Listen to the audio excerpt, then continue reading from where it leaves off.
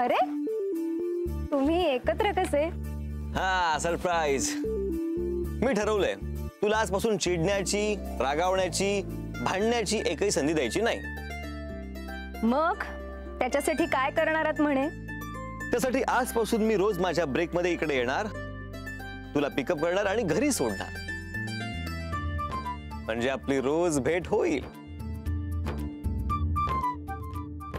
पण माझी स्कूटर ती कोण नेईल? मी. तू. हो म्हणजे आता मला सवय करायला नको का? तुझ्या लग्नानंतर तुझी स्कूटर तर मलाच मिळणार आहे. आणि माझ्याकडे लायसन्सही आहेच आहे. हे बघ सोबतही आणलंय. एक मिनिट, लायसन्स असून काही होत नाही. तुला एकटीने चालवायची सवय नाहीये. अनेक गोष्टींच्या सवयी नसतात आधी, त्या हळूहळू कराव्या लागतात.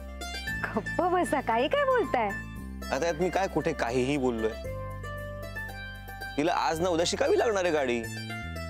तुम्ही दोघांनी मिळून सगळं ठरवलंय, मला कुणी काही सांगितलंही नाही. आता सांगितलं की ते फॉलो करायचं. ओके, ऐकायचं सगळं. हो, तुझा नवरा होणार आहे ना नील दादा. हो का? आणि हा नियम पण तुम्हीच बनवलाय का? नाही नाही नाही नाही, हा नियम फार जुना आहे. बायकोने नवऱ्याचं ऐकायचं असतं. हो का? गंमत केली हा? आता परत यावरून चिडचिड तू माझ्या.